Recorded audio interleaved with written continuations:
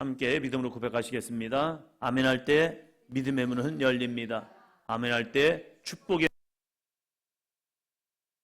기적의 문은 열립니다. 할렐루야. 주님께서 우리에게 많은 걸 요구하지 않습니다. 말씀에 순종하여 나아갈 때 그 순종을 통하여 하나님의 거룩한 영광, 역사는 나타날 줄로 믿습니다. 오늘 제목 같이 합니다. 박해자에서 사도로. 지난주에는 뭐였죠? 사울에서 바울로. 오늘은 박해자에서 사도로. 오늘 사울에 대한 두 번째 말씀, 바울에 대한 두 번째 말씀 함께 나누겠습니다. 사도행전 9장을 펴놓으시겠습니다.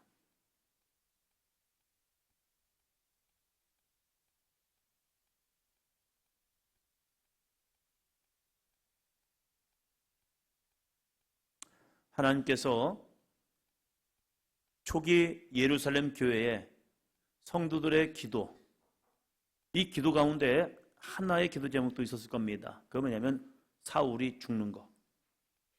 우리는 그러지 않아요. 그래도 때로는 박해하는 일이 있고 문제가 있다면 그 문제 속에서 사울이 좀 없어졌으면 어떨까? 사울이 좀 죽었으면 어떨까? 사울이 하나님의 심판을 받으면 어떨까? 왜요? 구약의 말씀에 보면 이 하나님을 대적하는 사람들, 말씀에 순종하지 아니하고 자기 길을 가는 사람들에게 하나님의 심판이 임합니다. 말할 수 없는 왜 저 사람이 이러한 심판을 당하기도 합니다. 벼락 맞아 죽을 수도 있고요. 길에 가다 꼬꾸라져 죽을 수도 있고, 대적에 의해서 죽을 수도 있고, 강도를 만나서 죽을 수도 있습니다. 죽음의 위협은 많아요. 그러니까 이 사울이라는 사람이 교회를 박해하고 핍박하고 하는 순간 그 가운데 누군가는 그 기도를 했을지 몰라요. 그러나 그 기도 가운데 응답됐다면 바울을 통한 하나님의 거룩한 능력, 바울을 통하여 행하셨던 놀라운 역사, 초대교회에 수많은 교회들이 세워지고 이 바울 서신을 통하여서 오늘 우리에게 주신 그 은혜가 멈춰 섰을 수도 있습니다. 하나님은 문제 있는 사람을 치우는 것이 아니라 문제 있는 사람을 바꾸어서 사용하기도 하십니다. 할렐루야. 우리가 왜 이 문제가 해결되지 않지? 왜 이 환난이 나에게 끝나지 않지? 왜 이 고통이 나에게 끝나지 않지? 그런데 이 고난과 고통과 환난을 통해서 하나님은 나를 통하여 더 위대하게 사용하시기도 하신다는 사실입니다. 오늘의 문제가 내가 볼 때는 걸림돌인 것 같아요. 그러나 그 문제가 걸림돌이 아니라 하나님이 나를 더 강하게, 더 위대하게, 더 능력 있게 쓰시는 통로가 됩니다. 그래서 우리는 하나님의 뜻과 하나님의 섭리를 알아야 하는 거예요. 내 고집만 부리는 것이 아니라 하나님의 뜻은 무엇입니까? 하나님의 섭리는 무엇입니까? 내 앞에 돌멩이가 있다고 해서 그 돌멩이가 거치는 돌이 아니라, 나를 넘어지게 하는 돌이 아니라, 하나님께서 나에게 이 돌을 밟고 일어섬을 통하여 디딤돌이 되게 하신다는 거예요. 그러니까 내 시선으로 바라보지 말고 하나님이 주신 은혜의 시선으로 보기를 주의 이름으로 축원합니다. 동물들의 습성을 보면요, 참 신비롭습니다. 거북이를 보면요, 거북이가 바닷가에 와서 이제 알을 낳잖아요. 근데 이 알을 이 바닷가 모래밭에다가 놔놓고서 이 어미는 그냥 가버립니다. 어디 갔습니까? 답이에요. 몰라요. 그냥 엄마는 알을 넣고 그냥 간 거예요. 자기 갈 길 갔어요. 근데 이 시간 동안 이 엄마가 나오는, 어미 거북이가 나오는 알은요, 부화를 시작합니다. 부화를 시작할 때에 이 놀라운 역사는요, 이 알을 깨고 나온 이 거북이들은요, 그때부터 힘차게 혼자서 열심히 살아갑니다. 혼자 살아가요. 그들을 기다리고 있는 천적들이 있습니다. 그래도 불구하고 생존을 위한 몸부림을 칩니다. 걔네들은 알에서 깨어난 순간부터 독자 생존합니다. 놀랍지요? 그런데 어떤 동물들은요, 이제 새들은 보면 알을 깨고 낳습니다. 어떤 새들은 알을 깨고 났는데 그때 보면요, 아무것도 없어요. 눈도 감고 있고, 그리고 얘네들은요, 깃털도 없어요. 그래서 엄마가 보호해주지 않으면, 엄마가 멀리 가서 이 새들을 위해서, 새끼 새들을 위해서 먹이를 갖다가 그 입에 넣어주지 아니하면 얘네들은 굶어 죽습니다. 얘네들이 잘못 헛디뎌서 둥지에서 떨어지면요, 얘네들이 그냥 죽음이에요. 끝. 죽는 거예요. 그렇게 연약하게 태어나는 이 새들도 있습니다. 만물의 영장인 사람도 마찬가지죠. 엄마 뱃속에 태어나는 순간 이 아이는 아무것도 할 수 없습니다. 스스로 살아갈 수가 없어요. 그래서 그들이 하는 것은 울어대는 거죠. 엄마, 엄마 하면서 열심히 울어대는 겁니다. 응애하고 울어대면요, 엄마가 그 아이를 돌봐주죠. 먹을 걸 주고 젖을 주고 그리고 이 아이를 돌봐주고 씻어주고 하면서 이 아이를 성장시킵니다. 만분의 영장인 사람에게도요, 누군가의 도움이 없으면 살아갈 수가 없습니다. 그러면 크면 됩니까? 성장했다고 됩니까? 아니에요.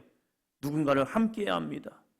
누군가를 함께하지 않으면요, 고독감에 빠져서 이 사회 부적응자가 되기도 하고 때로는 이 외로움 속에서 스스로 자살을 선택하는 사람도 보게 됩니다.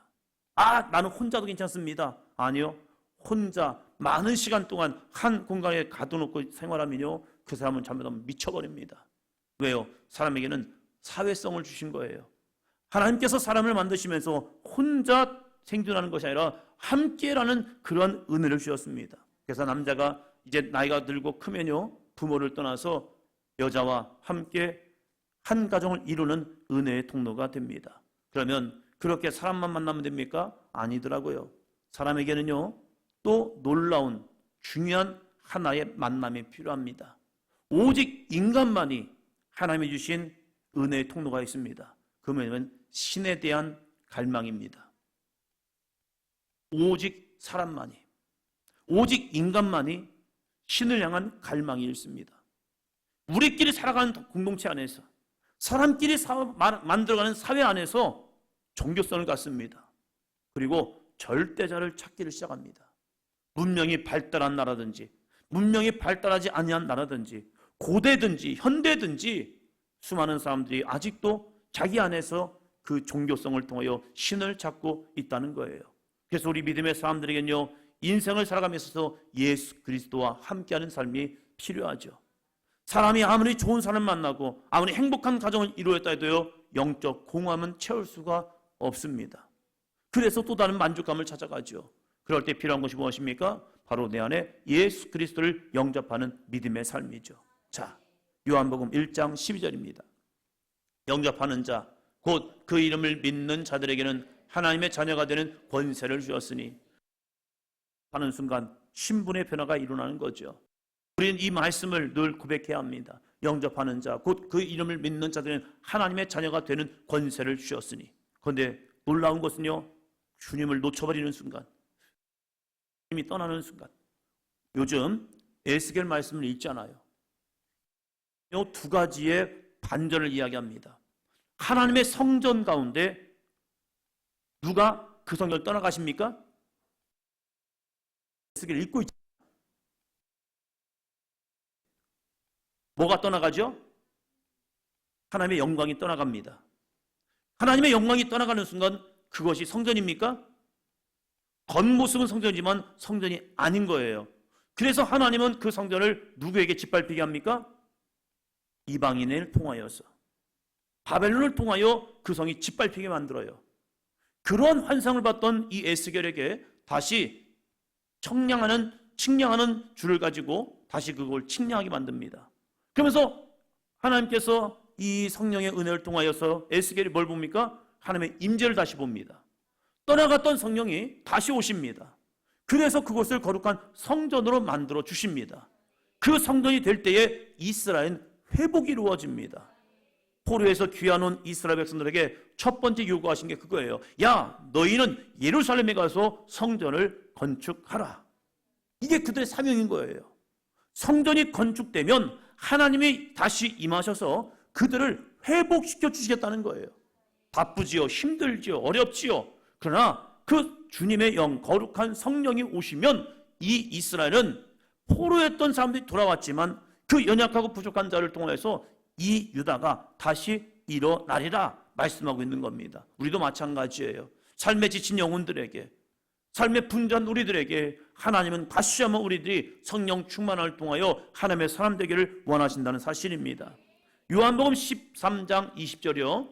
내가 진실로 너희에게 이르노니 내가 보낸 자를 영접하는 자는 나를 영접하는 것이요 나를 영접하는 자는 나를 보내신 이를 영접하는 것이니라. 내가 진실로 진실로 너에게 이르노니, 주님이 거듭 말씀하시면서 내가 보낸 자를 영접하는 것은 나를 영접하는 거야. 나를 영접하는 자는 나를 보내신 이를 영접하는 것이다. 즉 우리가 예수님을 영접하면 누구를 영접하는 거라고요? 하나님을 영접하는 거예요. 하나님을 영접하고 성령을 영접하는 순간 우리는 거룩한 성전이 됩니다. 그런데 로마서 8장 9절에서는요, 누구든지 그리스도의 영이 없으면 그리스도의 사람이 아니랍니다. 우리가 날마다 성령 충만해야 할 이유는요, 우리가 그리스도로 살기 위해서입니다. 그 그리스도의 영으로, 그리스도의 사람으로 살기 위해서는요, 주님의 영이 필요한 거예요. 아무리 우리가 자동차를 갖고 있어도 연료를 넣지 아니하면요, 이 자동차는 자동차의 역할이 아닌 거예요. 그냥 겉모습은 자동차예요. 그러나 그것을 타고 갈 수가 없어요. 우리가 핸드폰을 다 갖고 있죠. 그러나 방전이 되는 순간 핸드폰은 핸드폰의 역할을 하지 못해요. 아무리 그 핸드폰을 갖고 다녀도 사람들이 연락하고 싶어도 연락이 안 되는 거예요. 왜요? 방전되었기 때문에. 우리 그리스도인들이 성령의 충만을 받지 못하면요, 우리는 하나님의 사람들이 아니어버려요. 그래서 내 생각대로, 내 방법대로, 내 혈기를 가지고, 내 고집을 가지고 살아갈 뿐이에요. 왜 그럴까? 내가 왜 그럴까? 왜 이렇게 나는 이 문제를 해결하지 못하고 여전히 실패하며 넘어질까? 그것은요, 내 안에 성령의 충만함을 잃어버렸기 때문입니다. 옆 사람 바라보시면서요, 성령의 충만을 받읍시다.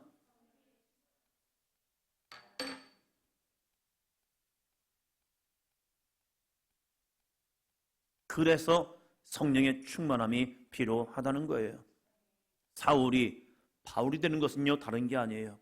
예수 그리스도를 만났고 끊임없이 자신을 죽여갑니다. 사도 바울이 처음부터 믿음의 사람으로 완전히 세워지지 않아요. 우리가 그 단계를 이 금요성령 집회를 통해서 보려고 그래요. 우리는 사도 바울 하면 대단한 사람인 것처럼 우리가 바라봐요. 왜요? 결과라는 것이 너무 아름답기 때문에. 그러나 이러한 결과가 얻기 위해서 사도 바울 혼자가 아니었다는 거예요. 가장 중요한 변화의 시작은 예수 그리스도였습니다. 지난주의 말씀처럼 그가 다메섹으로 가는 도중에 예수를 만났습니다. 그 예수를 만나기 전에 그는 한 사건을 만났어요. 그건 뭐냐면 스데반의 죽음이요. 돌에 맞아 죽는 사람이 처참해합니다. 비참해합니다. 그런데 성경은 분명히 스데반 집사님의 모습을 이야기합니다. 그게 무엇입니까? 그의 얼굴이 뭐와 같다고요? 천사의 얼굴 같더라. 여러분, 욕만 먹어도 우리 얼굴 달라지잖아요. 누군가 멀쩡한데 좋은데 갑자기 욕을 해요, 나한테. 그러면 분위기가 나도 모르게 내 안에서 갑자기 이 밝았던 마음이 어둠으로 확 바뀌어요. 내 안에 내가 싫어하는, 좋지 않은 소식 한번 딱 들면요, 갑자기 내 마음에 우울한 영이 확 와요. 때로는 분노의 마음이 확 일어나요. 아니, 나 좋았다니까요. 기뻤다니까요. 행복했다니까요. 그런데 그래요. 이것이 우리의 감정이라는 사실이에요. 그런데 이 사도 바울을 보면요, 이러한 변화가 이루어져요. 예수님을 믿는 스데반의 모습을 보면서 뭔가 다른 거예요. 돌에 맞아 죽으면 분명히 두려움과 절망이 있어야 해요. 그런데 그의 얼굴을 보는 순간 천사의 얼굴과 같다는 거예요. 여러분의 얼굴이, 저의 얼굴이 천사의 얼굴 되기를 주의 이름으로 축원합니다. 저희 아내가 저한테 자주 하는 겁니다. 이제 나이가 들어서인지 가만히 있으면 입이 쭉 내려가나 봐요. 그래서 가만히 있으면 화난 사람 되는 것 같아요. 그래서 웃으라고, 좀 웃으라고. 그럼 제가 그래요. 언제 그랬냐고. 언제 그랬냐고. 근데 또 웃으라고. 저도 여러분을 볼 때 그런 분이 있어요. 무서워요, 볼 때. 웃으시 바랍니다. 할렐루야. 우리의 얼굴이 천사의 얼굴과 같다면, 천사의 얼굴 같다면, 돌에 맞아 죽는 저 스데반이 사울이 봅니다. 그런데 천사의 얼굴 같은 거예요. 여러분, 그 얼굴 볼 때 여러분 마음은 어떻겠습니까? 기뻤겠습니까? 아니죠. 우리가 저 사람을 돌로 죽이고 있어요. 근데 그의 얼굴이 천사의 얼굴 같은 겁니다. 충격이 되는 겁니다. 이건 뭘까?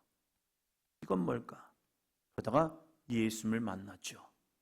예수님을 만나고 그가 변했습니다. 근데 이 변화가 그냥 주어지지 않았어요.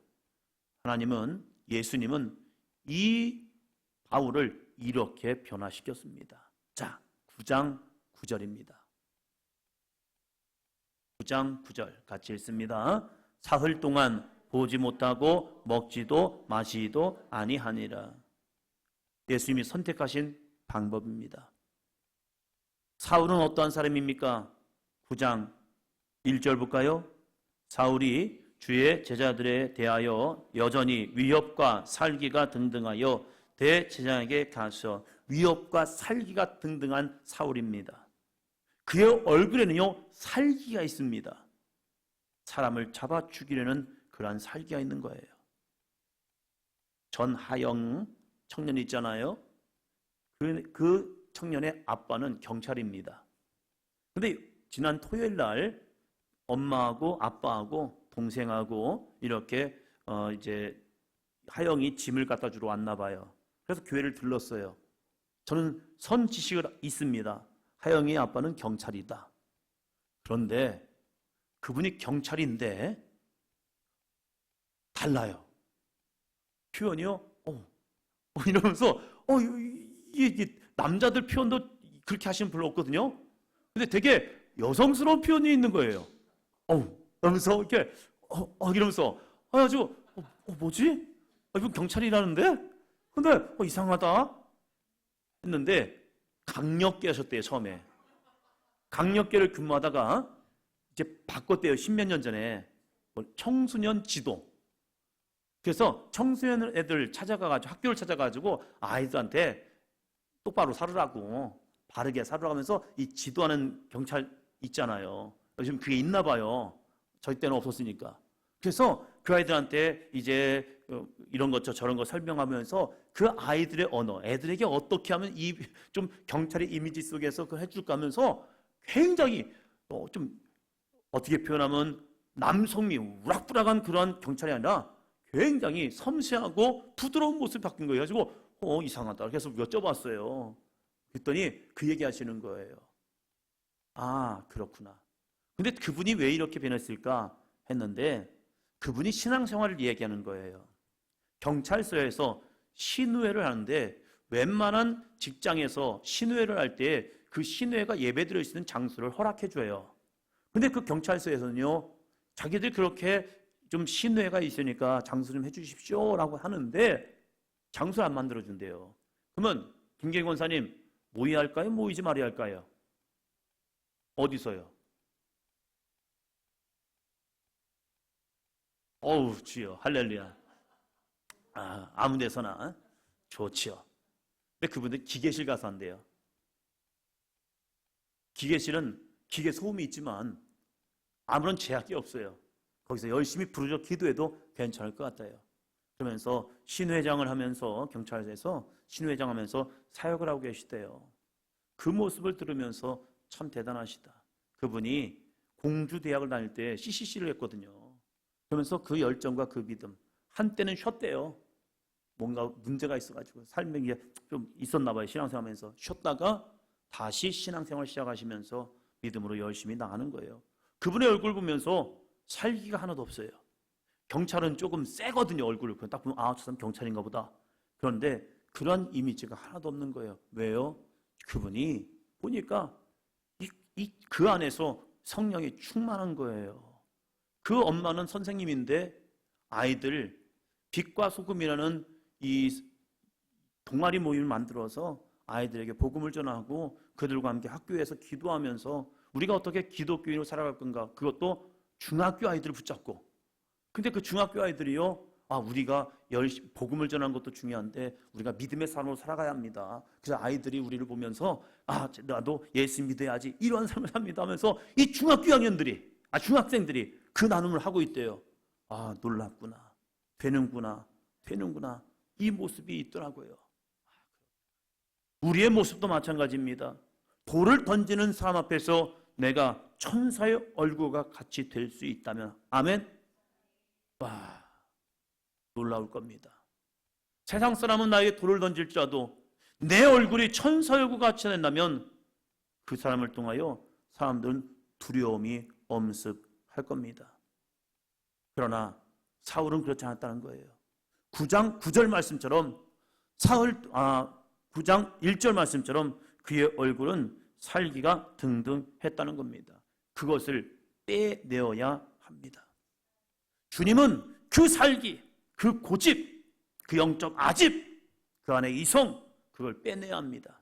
그래서 주님이 선택한 방법이 무엇입니까? 9절이었죠. 사흘 동안 보지 못하고 먹지 못하고 마시도 아니하니라. 사흘 동안입니다. 볼 수 없습니다. 먹지도 않습니다. 마시도 않습니다. 이것을 영적 죽음이라고 말합니다. 이것을 성경에서 이렇게 표현합니다. 11절이요. 11절. 주께서 이르시되 일어나 집가라 하는 곳에서 유다의 집에서 다소 사람 사울이라 하는 사람을 찾으라. 그가 기도하는 중이니라. 그의 눈은 볼 수 없었습니다. 그는 먹지도 않습니다. 마시지도 않습니다. 그런데 주님은 그가 뭐하고 있다고요? 기도하는 중이라. 여러분, 내 안에 혈기를 끊어내기로 하십니까? 내 안에 있는 고집을 완전히 하십니까? 내 안에 있는 살기를 끊기 원하십니까? 그냥 기도하면 안 되죠. 9절 같이 읽습니다. 시작. 할렐루야. 사흘이면 며칠이죠? 3일이죠. 별로 안 돼요. 별거 아니에요. 3일 금식 기도입니다. 놀라운 은혜가 임합니다. 할렐루야. 저한테 해결해달라고 하지 마시고 3일 동안 사흘 동안 보지 못하고 먹지도 마시도 아니하니라. 세상을 끊고 하나님 앞에 집중하면서 나아가는 겁니다. 그것을 영적 죽음이라고 말합니다. 유이야, 엄마가 3일 동안 사라지면 금식 기도하러 가셨나 보다. 찾지 말고 연락도 하지 말고 나 3일 동안 없어져 하면요 금식하러 가는 거예요. 그러면 옵니다. 아멘.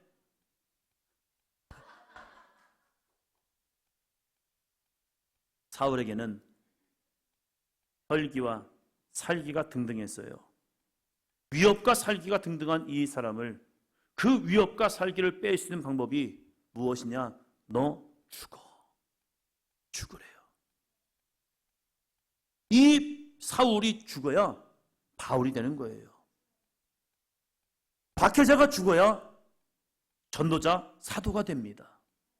내 생각이 죽어져야 주님의 뜻대로 움직이는 사람이 됩니다. 내가 하나님의 말씀에 순종하지 못하는 자는 내가 아직 죽지 않았기 때문에 그래요.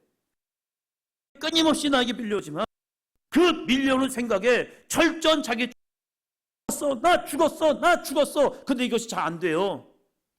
그럴 때 진짜 자기를 죽이는 방법. 금식이란 것은 하나님 앞에 시위하는 게 아니에요. 가끔 그럴 수 있죠. 시영이가 엄마한테 데모하려고 나 밥 안 먹어! 그러면서 밥 안 먹을 거야! 하면서 버티면서 이것을 금식한 게 아니라 금식은 철저한 자기 죽음이라는 사실입니다. 놀라운 은혜이죠.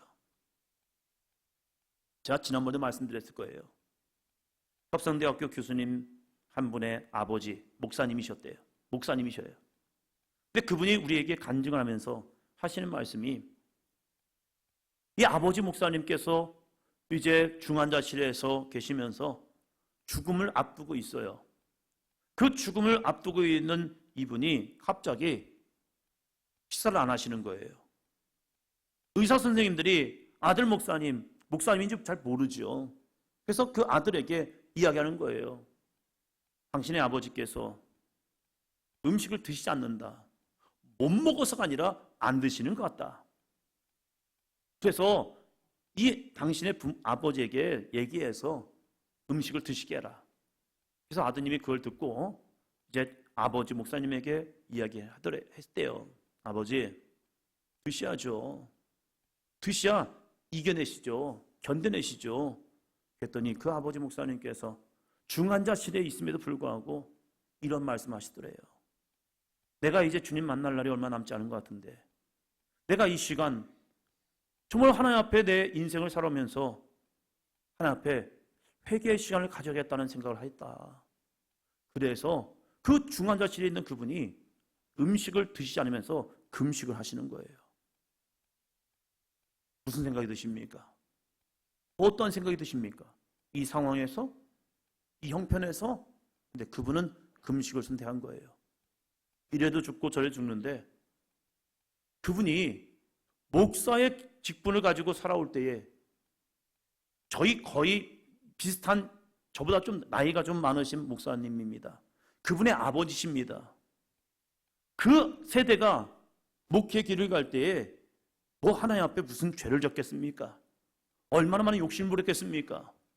그런데 자신의 이제 마지막 주님 앞에 서는 그 시간을 준비하면서 내가 목사로서 삶을 살았지만 자신의 삶을 되돌아보면서 혹여나 나로 인해 상처받거나 아파하거나 힘들거나 내가 주님의 뜻 가운데 순종하지 못한 것이 있지 않을까 하면서 그 시간을 자기 죽음, 먼저 자신의 영적 죽음을 통하여 자신의 죄를 회개하는 모습을 말씀하시더래요. 그러면서 그 아버지의 신앙을 보면서 자기 안에 또 다른 영적인 도전을 받았다고 합니다. 하나님께서 이 사울을 쓰시기 위해서 사람들은 이 혈기가 있는 살기가 등득한 이 사울을 만나기가 두려운 이 사울을 먼저 죽음을 통하여서 그가 다시 태어남을 원하신다는 사실입니다. 여러분, 어떠한 은혜가 주어지기 전에는 반드시 필요한 것은 자기 죽음입니다. 자기의 죽음이 있어야 하나님의 거룩한 영광이 이루어집니다. 그래서 십자가 없는 부활은 없어요. 자기 죽음 없는 영광은 없다는 거예요. 내가 죽어야 우리는 거듭남의 은혜를 경험할 수 있습니다. 사도 바울이 그냥 나타난 게 아니에요.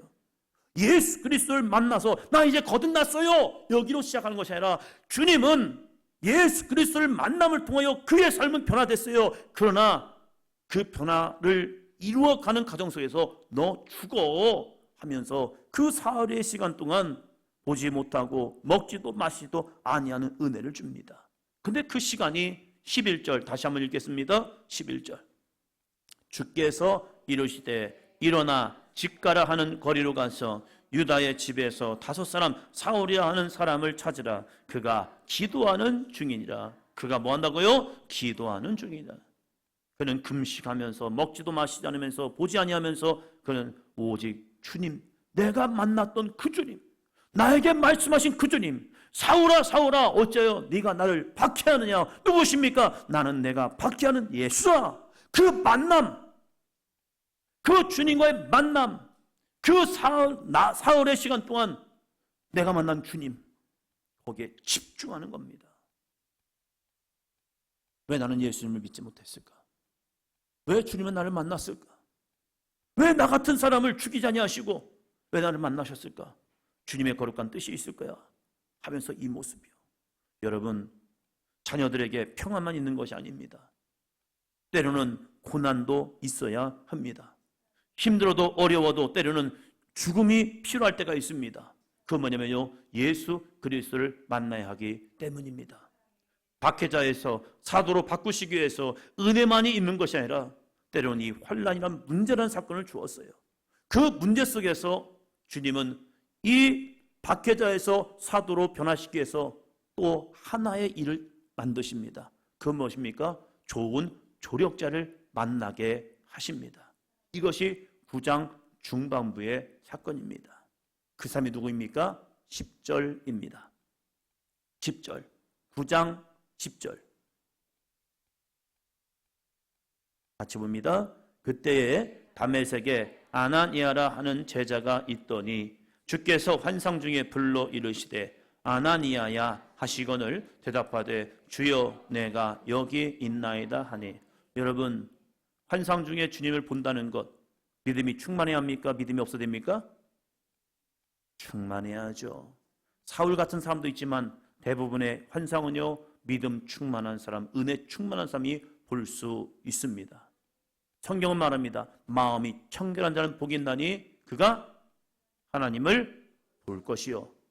마음이 청결한 자, 회개하여 주님의 은혜 가운데 나아가는 자, 그들의 모든 죄를, 주홍같이 붉은 죄를 눈과 같이 희게 하는 자, 이러한 사람이 주님을 만나는 거예요. 자, 다메섹에 있는 아나니아, 그는 환상을 봅니다. 그만큼 그는 영적 충만했습니다. 그래서 그를 이야기합니다. 그는 제자였다. 예수님의 제자로서 믿음으로 기도하는 가운데 주께서 환상 가운데 그를 부르십니다. 아나니아야. 여러분에게도 이 주님의 부르심이 있기를 주의 이름으로 축원합니다. 주님의 그 음성, 아나니아야, 재영아, 주희야 하고 하는 주님의 그 음성, 그 주님의 음성이 여러분이 기도할 때에 그 주님의 음성이 들려지기를 바랍니다. 오늘도 주님은 우리를 부르시고 계십니다. 부르셔요. 그래서 우리는 기도해야 합니다. 주님, 저도요. 여러분에게 그 주님의 부르심이 없었더라면 그 주님의 음성을 들으시기 바랍니다. 여러분에게 주님의 음성이 들렸더라면 그것을 다시 한번 늘 회상하면서 그때 나를 만나신 그 주님을 잃어버리지 않기를 축원합니다. 의외로 많은 사람들이 그 주님의 부르심을 받고도요, 내 갈 길 가는 사람이 참 많습니다. 아니, 그 놀라운 은혜를 경험했음에도 불구하고 내 길 가는 사람이 있다는 거예요. 아나니아에게 환상 가운데 그를 부르셨습니다. 그럴 때 주여 내가 여기 있나이다. 주여, 예수님이 주님이래요. 자기를 부르시는 분이 주님이래요. 여러분을 만나시는 예수님이 여러분의 주인 되기를 축원합니다. 예수님은 여러분의 종이 아닙니다. 예수님은 여러분의 하수인이 아닙니다. 예수님은 나의 주인이 되어야 합니다. 그 주님.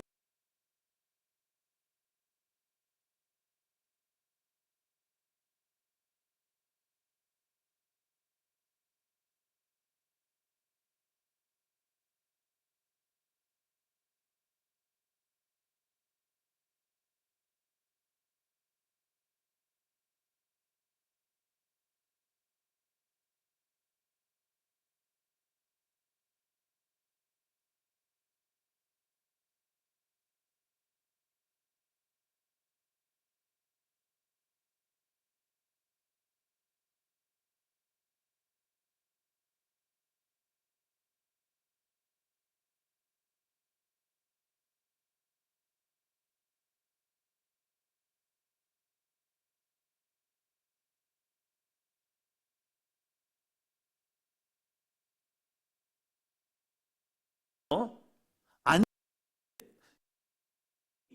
보지 못했는데 다시 보게 되는 그것을 이 사울이 보았다.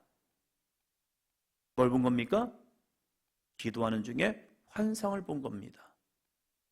기도하면서 주님의 계시를 본 겁니다. 그래서 이런 일이 있을 거야라는 것을 세상 눈은 가리워졌지만 영적 눈이 열림을 통하여서 아나니아가 자기에게 와서 안수하여 자기 눈이 다시 보게 됨을 이 사울은 벌써 보았다는 거예요. 그래서 아나니아에게 이야기한 겁니다. 아나니아야, 가라. 여러분 같으면 어떻게 하시겠습니까? 지금 사울이 다메섹에 온 이유는 그리스도인들을 박해하려고 온 겁니다. 그런데 그리스도의 제자, 그가 사울을 만나라는 겁니다. 그들은 알고 있습니다. 사울은 박해자라는 것을요. 그런데 그 박해자에게 나를 주님이 보내십니다. 내가 가면 나도 스데반처럼 돌에 맞아 죽을 수 있습니다. 그런데 가랍니다. 여러분 같으면 어떻게 하시겠냐 이거예요. 때로는 여러분을 저나 제 아내가 여러분을 보낼 때가 있습니다. 권사님, 누가 있는데 그분을 좀 찾아가 보시죠. 그분 좀 마음이 그래요. 그 사람 나한테 기분 나빠요. 찾아가도 쌩해요. 반겨주는 사람이 오면 좋지요. 그래요. 알았어요. 갈게요. 할 거예요. 그런데 나를 반겨주지 않고 어떤 경우는 문도 안 열어준 경우도 있더라고요. 신방 가보면. 찾아가서 계세요. 바빠요. 오지 마세요. 어떤 분은 참 마음 아픈 게 뭐냐면 저 이제 교회 안 다녀요. 오지 마세요. 그러면서 다 만나지도 않아요.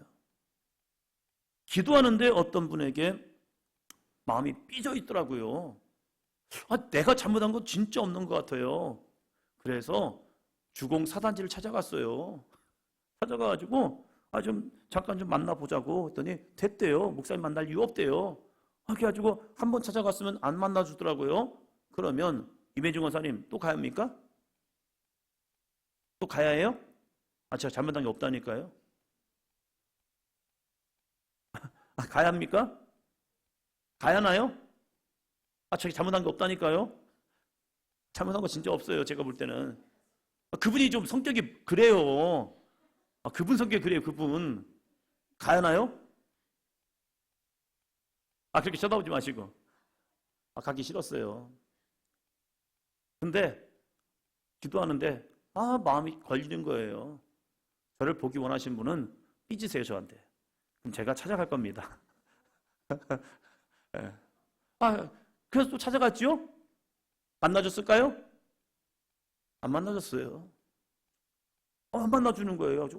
뭐야? 내가 잘못했나? 그래.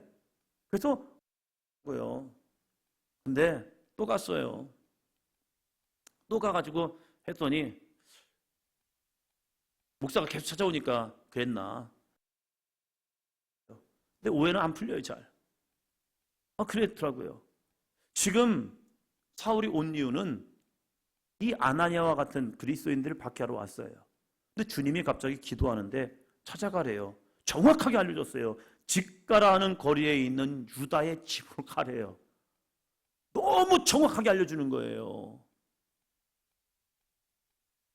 그 길을 가야 할까 말아야 할까? 아나니아의 고백입니다. 13절, 14절이요. 아나니아가 대답하되 주여 이 사람에 대하여 내가 여러 사람에게 듣사온즉 그가 예루살렘에서 주의 성도에게 적지 않은 해를 끼쳤다 하더니 여기서도 주의 이름을 부르는 모든 사람을 결박할 권한을 대제사장들에게서 받았나이다 하거늘. 아나니아가 여러 사람에게 우리 다메섹에 온 정확하게 그랬어요. 소문이 들이 숨어 있을 것 같아요. 왜요? 이 사울이 왔기 때문에. 숨어 있는데 갑자기 주님께서 환상 가운데 말씀하시는 거예요. 가라. 미치겠는 거예요. 이거 가야 해 말이야 해. 주여! 라고 고백했잖아요. 당신은 나의 주인입니다. 나는 당신의 종입니다. 주인이 자기에게 명령하는 거예요. 가! 가지 않겠니? 가봐. 가기 싫은데요? 부담스러운데요? 힘든데요? 어려운데요? 자존심 상하는데요? 이게 뭐야? 뭐야? 왜 이러실까? 가기 싫은데? 이런 마음이 왔을 거예요. 근데 이 아나니아는요, 가면 죽을 거 알아요. 죽음이 별로 지나지 않았습니다. 그 기세를 등에 업고 사울이 그리스도인들을 박해하러 온 거예요. 소문이 퍼졌잖아요. 그러면 이 아나니아는 그 예수 앞에 말하는 겁니다. 그때 주님이 단호하십니다. 15절이요. 주께서 이르시되 가라. 이 사람은 내 이름을 이방인과 임금들과 이스라엘 자손들에게 전하기 위하여 택한 나의 그릇이라. 여러분, 주께서 말씀하십니다. 뭐라고요? 옆 사람 부르시면서요. 가라. 가라. 그 명령에 순종하는 순간 사울은, 이 아나니아는 예수님의 사도가 되고요. 그 순종의 삶을 통하여서 박해자에서 사도로 변하는 그 변곡점에 중요한 역할을 감당하는 아나니아라는 사람이 됩니다. 여러분, 이 가라가 어떻게 들려옵니까? 가라. 신영 권사님, 가라 한번 해보시기 바랍니다. 가라. 자, 이 톤. 진기야, 해봐. 가라. 정우석 권사님, 가라. 이면지 권사님, 가라. 유이야, 학교 가라. 가라.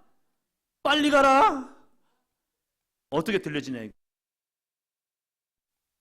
아나니아에게 주님이 가거라, 가라 얘기합니다. 아나니아는 주님, 제가 주님의 종입니다. 맞습니다. 주님이 저에게 말씀하신 게 들려옵니다. 근데 주님, 그는 주의 이름을 부르는 모든 사람을 결박한 고난을 대제한테 받았고 우리를 결박하러 온 겁니다. 그래서 주님, 이게 좀 부담스러운데요?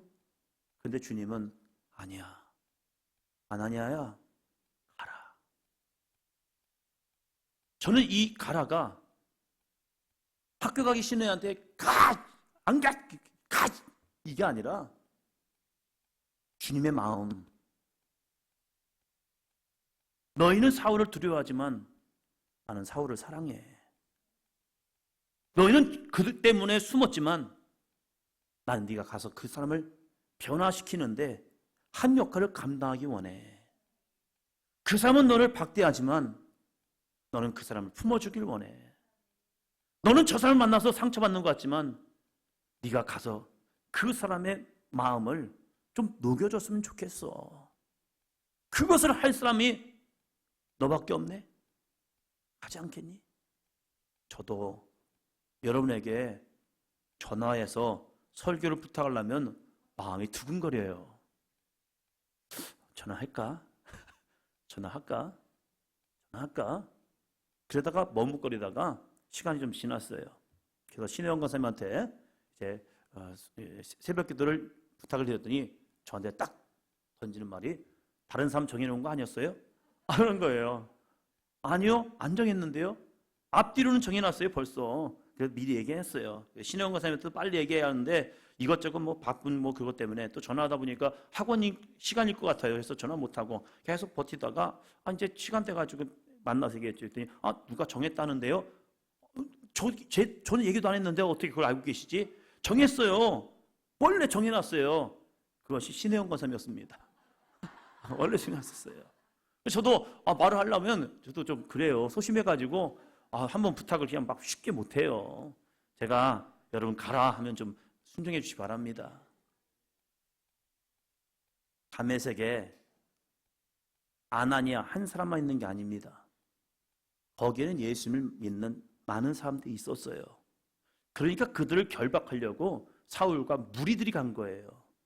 아나니아만 있는 게 아니에요. 거기에는 위로들처럼 이렇게 모여 있었어요. 근데 그것이 아나니아라는 사람을 주님이 딱 찍어서 아나니아야, 네가 저 사울에게 가라. 왜 그랬을까요? 아나니아는 그 주님의 부탁에 명령에 순종할 수 있는 믿음이 있는 거예요. 그 안에서 많은 제자들이 있었죠. 그 제자들 가운데 주님은 이 아나니아가 힘든 길, 어려운 길, 두려운 길, 그럼에도 불구하고 아나니아라면 너는 갈 수 있어. 이것을 보신 거예요. 그래서 아나니아한테 얘기했지만 아나니아는 현실을 얘기해요. 상황을 얘기해요. 지금 형편을 얘기해요. 하나님, 제가 지금 바빠서요. 제가 지금 어려워서요. 제가 마음이 좀 불편해서요. 제가 지금 마음이 요동쳐가지고 또 뭐 화나가지고 지금 안 될 것 같아요. 지금 할 상황이 아니에요. 할 마음도 아니에요. 주님, 지금요 제가 돈이 없어가지고요 헌금할 수가 없어요. 그런 상황이에요. 저도 겪어봤어요. 주일날 헌금 없이 교회를 갔어요. 또 부목사가 헌금 시간이 거기는 매 시간마다 있으니까 헌금 이 바구니가 지나가요. 이것을 그냥 지나갈 때 그 마음 뻔뻔하게 그냥 지나가면 되지만 교인들은 몰라요. 왜냐면 1부 때 할 건지 2부에 할 건지 3부에 할 건지 아무도 모르실 거 아니에요. 그러니까 그냥 안 해도 하셨나 보다라고 생각할 거 아니에요. 그런데 저는 알잖아요. 헌금을 하고 싶으면 어떤데 헌금할 돈이 없어가지고 그냥 교회 가서 예배만 열심히 드렸어요. 교인들을 신방할 때 그분들이 있더라고요. 왜 안 오셨어요? 몇 주 안 오셨길래 신방을 갔더니 헌금이 없어가지고 교회를 못 왔대요. 헌금을 해야 하는데 헌금할 돈이 없어가지고 헌금 안 할 바에 그냥 교회 같이만 해야지. 그래서 하나님이 그것 때문에 이걸 경험하게 하셨나 보다. 그래서 주님이 받으시는 예배는 헌금을 드리는 것도 중요하지만 자신의 몸을 주님이 기뻐하시는 거룩한 산제물로 드리면 되는 거예요. 어쩌면 그것이 주님이 더 기뻐하시는 예배도 될 수 있어요. 물론 준비된 예물을 준비하는 것은 좋은 일이에요. 그러나 그 상황이 되지 않으면 기도하는 거예요. 주님, 저도 사용해 주세요. 저는 정말로 기도합니다. 하나님, 저 부자 되게 도와주세요. 근데 이 부자가 제가 계속 말씀드려요. 쌓아놓는 부자가 아니라 저의 유익함을 위해서 쓰는 부자가 아니라 나누어주고 베풀어줄 수 있는 부자. 제가 동탄 순복음교회 가서 은혜 받는 건 그거예요. 많은 은혜가 있지만 기도할 때 천장을 보면 천장이 우리 천장보다 너무 못해요. 이 물이 스며들어가지고 완전히 그래요. 우중충해요. 이 에어컨 옆에는요 얼마나 오래 거시하셨는지 시커멓게 됐어요. 그럼 저 같으면 수리할 것 같아요. 안 하시더라고요. 강대상 가운데 옆에 보면요 벽돌이 떨어져 내려가지고 형해요. 그래가지고 저거 좀 붙이시지 왜 안 붙일까? 저는 그런 게 또 눈에 들어오더라고요. 제가 해야 하나? 모르겠네요. 그걸 보면서 그분들이 왜 안 할까? 근데 그분들은 가치가 있는 거예요. 그것보다 더 좋은 가치. 그거 뭐냐면 지상민영 세미나 하는 거. 그래서 많은 분들을 섬기고 선교사 50명을 모시고 옵니다. 선교사 50명을 모시고 오면요 비행기 싹 오가는 거 다 줍니다. 호텔 경비 다 냅니다. 체류비 필요한 거 그들이 다 제공합니다. 그런 돈을 쓰는 거예요. 그 돈 안 쓰면 교회 리모델링 그냥 싹 해도 돼요. 그러나 그분들의 가치가 뭐냐면 이 지상명령의 가치를 둬가지고 그 선교사님들 그 먼 거리 올 때 그 여비 다 죽으면서 호텔에서 재우면서 이 사명을 우리가 감당할 수 있다면 기꺼이 합니다. 그 교회는요 정말로 부자인 거예요. 제가 꿈꾸는 부자는 바로 그런 거예요. 여러분이 부자 되길 원해요. 그래서 여러분이 목사님 저 100평 갔어요 이런 걸 하지 마시고 주님의 영광 위해서 저 거룩한 부자가 됩니다. 하늘나라에 한번 쌓아놓습니다. 하나님, 주님 내 헌신을 받아 주옵소서. 나의 것을 기꺼이 드릴 수 있는 아름다운 부자들 성경에 있잖아요. 향유 한 옥합을 드렸던 그 부자, 자기의 생활 외 전부를 드렸던 여인, 자신이 예수 그리스도를 만남을 통하여 내 재산을 반절을 나누어서 가난한 자들에게 확 나눠줘버리고 그 나머지 반절을 통하여서 내가 남의 것을 토색한 일이 있기에 그 토색한 것에 4배를 갚겠습니다 하면서 자신의 전부를 다 털어버리고 이제는 내가 주의 종이 되겠습니다, 제자가 되겠습니다 하면서 자신의 삶을 내려놓고 예수를 따랐던 삭개오, 참 멋있는 아름다운 부자 아니에요? 하나님, 저도 부자로 사용해 주세요. 하나님, 우리 성도들도 부자로 사용하여 주세요. 세상에 베풀고 나누고 이들에게 정말로 예수 그리스도를 전할 수 있는 아름다운 믿음의 삶. 아나니아는 제자였습니다. 그 제자를 사울이라는 박해자에게 보내시는 거예요. 가라 라고 할 때에 주님의 마음이 있는 거예요. 그 음성을 들었던 아나니아, 왜 내가 가야 합니까? 그가 내 이름을 위하여 얼마나 고난을 받아야 할 것을 내가 그에게 보이리라. 그래서 너 가지 않겠니? 그는 나의 택한 그릇이야. 네가 가서 그의 눈을 이제는 열어줘. 그걸 위해서 네가 가지 않겠니? 나는 그를 변화시켰지만 너는 그에게 눈을 열어줘. 할렐루야. 그래서 가래요. 어떻게 합니까? 17절이요. 17절, 아나니아가 떠나 그 집에 들어가서 그에게 안수하여 이르되, 형제 사울아, 주 곧 내가 오는 길에서 나타나셨던 예수께서 나를 보내어 너로 다시 보게 하시고 성령으로 충만하게 하신다 하니. 할렐루야. 아나니아가 이런 고백을 합니다. 떠나 그 집에 들어가서 주님이 가라니까 아나니아는 뭐합니까? 아멘을 합니다. 할렐루야. 가고 싶었을까? 아닐 거예요. 그러나 나는 주의 종입니다. 주여 나에게 말씀하셔서 그 말씀을 받는 순간 내 이야기도 해요.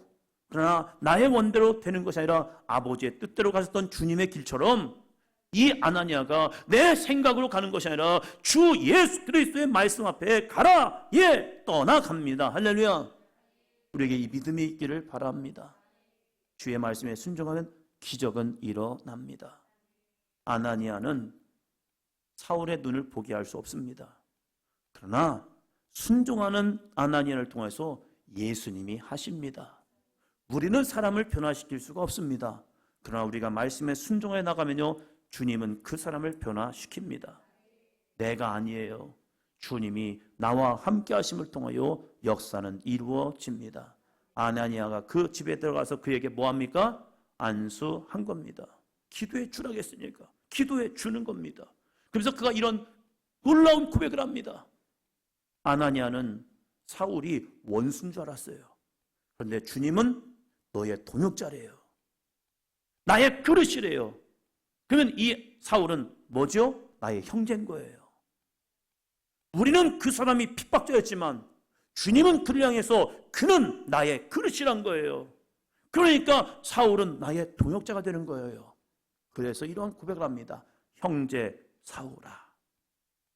핍박자 사울아가 아니라 형제 사울아. 주님의 사람 사울아. 예수의 제자 사울아. 할렐루야. 형제 사울아. 주 곧 내가 오는 길에서 나타나셨던 예수께서 나를 보내요. 나를 보낸 것은 내가 아니라는 거예요. 예수 그리스도라는 겁니다. 할렐루야. 여러분을 보내시는 것은 예수님입니다. 여러분을 여러분의 이웃에게 보내는 것은 예수님입니다.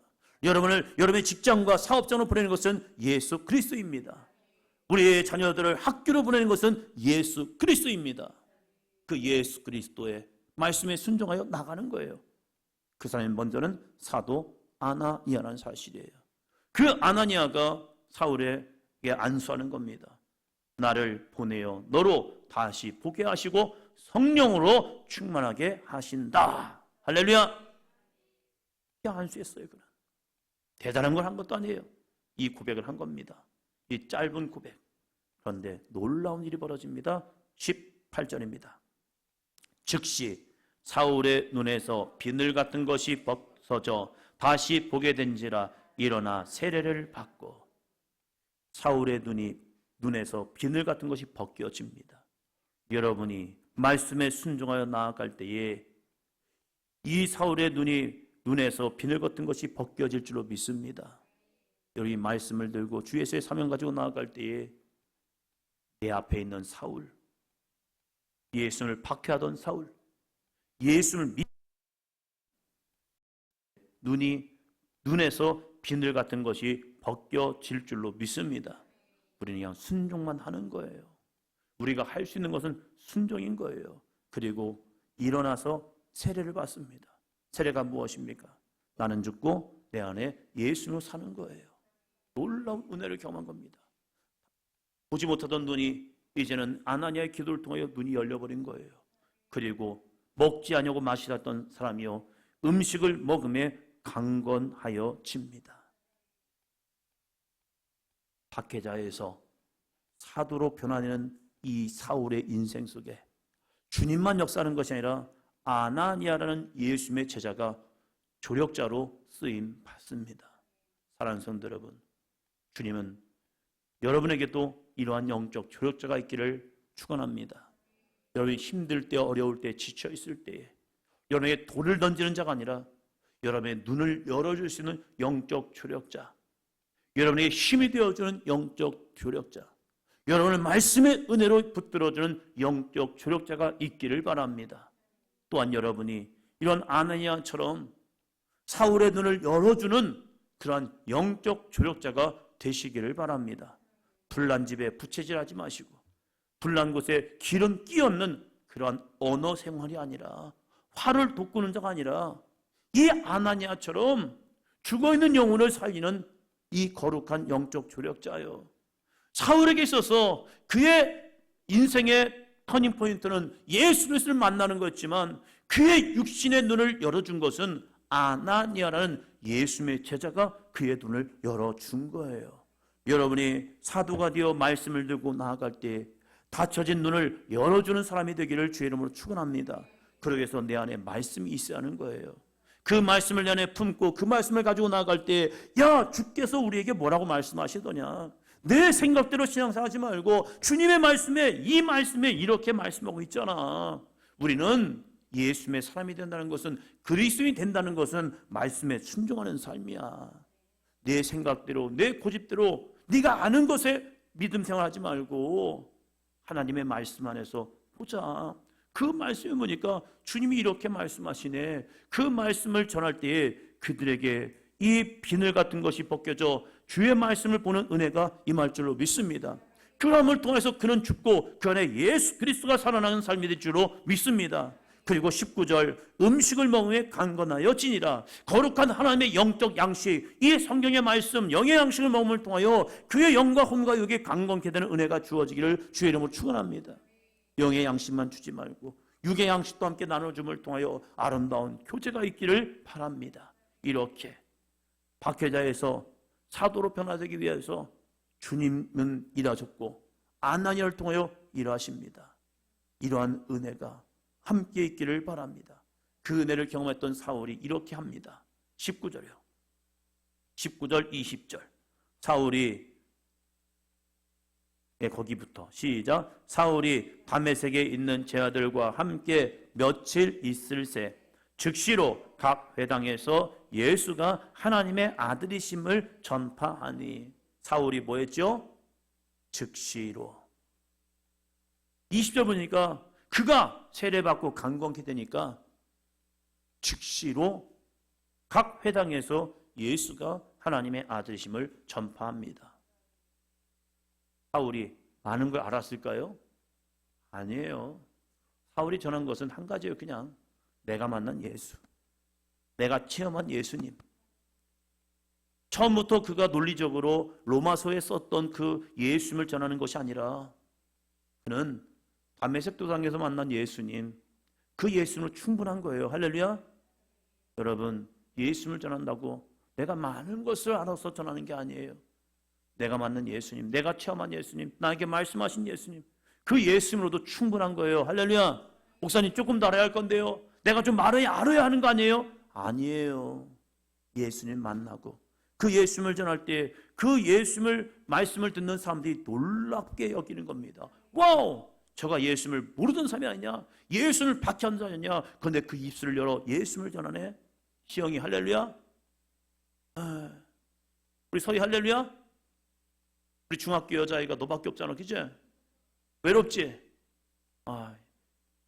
이 남자들, 우리 연수나 지은이는 나한테 말도 잘 안 걸고, 나도 부드러운 여자이고 나도 말 잘하는 사람인데 얘네들은 지들끼리만 얘기하고 나한테 말도 안 건네. 하나님 외로워요. 그러지 말고 또 다른 사람을 전도해서 나의 친구로 삼으면 할렐루야 됩니다. 우리 아나니아를 통하여서 그의 눈이 벗겨지는 순간 드디어 예수 그리스도를 전하는 아름다운 믿음의 삶이 되었다는 사실입니다. 우리 사도행전 교회가 이런 아름다운 사람, 박해자에서 사도가 되어 예수님을 전하는 아름답고 복된 삶이 되기를 주의 이름으로 축원합니다. 옆 사람 보시면서요, 당신은 사도입니다.